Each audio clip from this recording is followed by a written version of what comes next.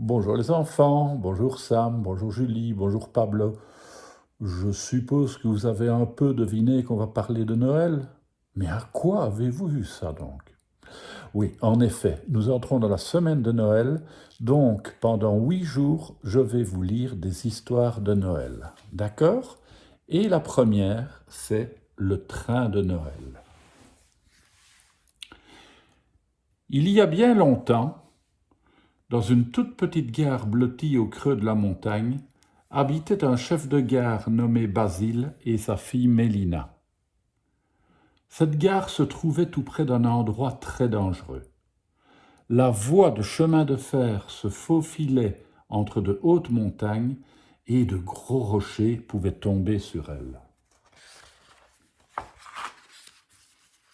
L'histoire que je vais vous raconter est arrivée la veille de Noël. Comme il avait beaucoup neigé, Basile avait dû partir assez loin, voir s'il n'y avait aucun danger pour le train du soir.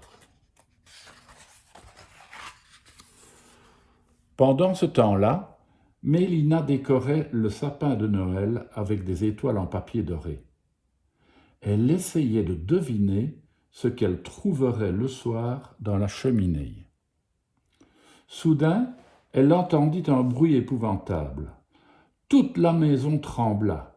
Mao, le chien, se mit à hurler et à gratter contre la porte. Mélina saisit son manteau et s'élança au dehors. La voici qui court, Mao sur les talons. Parvenue au tunnel, elle voit ce qui vient d'arriver. Un énorme rocher a dégringolé et bloque le passage. Que faire? Et le train sera là dans une demi-heure. Mais Mélina est la fille d'un chef de gare. Elle ne s'affole pas. Je vais allumer un grand feu et faire des signaux avec la lanterne rouge, se dit-elle, tout en rentrant à la maison à toute allure. Mais dans la cave, plus de bois coupé. Avec quoi allumer le feu? Elle regarde autour d'elle, désespérée. Et soudain elle trouve le sapin. Tant pis pour les étoiles d'or, les boules roses, les bougies blanches. Elle traîne l'arbre dehors et décroche en passant la grosse lanterne rouge. Tout essoufflée, elle traverse en courant le tunnel. Elle ne s'arrête que de l'autre côté, plus loin, lorsqu'elle peut voir la sortie du deuxième tunnel. Déjà on entend le train qui arrive. Vite! Elle met le feu au sapin.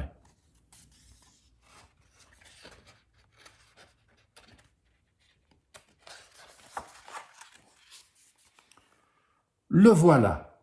La grosse locomotive toute noire, crachant ses nuages de vapeur blanche, jaillit du tunnel. Le conducteur sursaute. Devant lui, la faible lueur d'un feu. Un peu plus loin, s'avançant entre les rails, une petite bonne femme à peine plus grande que sa lanterne. La sirène hurle. L'énorme train freine en grinçant.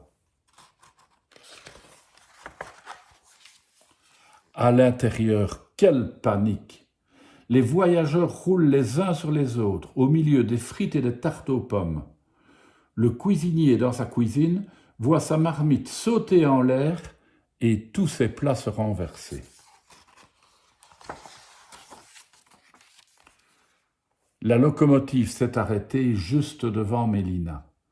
Le chauffeur et le conducteur sautent dans la neige. « Mais qu'est-ce qui t'a pris, petite ?» crie-t-il furieux. « Vous l'avez échappé belle, répond Mélina. Un énorme rocher est tombé sur la voie. » Les deux hommes sentent leurs cheveux se dresser sur leur tête. Les voyageurs se pressent avec curiosité aux fenêtres. Que se passe-t-il donc? Soudain, l'un d'eux s'écrie. Mais cette fillette est transie de froid. Aussitôt, Mélina se retrouve bien au chaud dans un compartiment. On lui apporte un chocolat bouillant. Bientôt, tout le monde apprend qu'une toute petite fille vient d'éviter un terrible accident. Tous entourent Mélina. Chacun la félicite et trouve un petit cadeau pour elle. Enfin, voilà papa qui arrive avec, blotti dans les bras, son cadeau de Noël. C'est un petit agneau tout blanc avec une tache noire sur l'œil.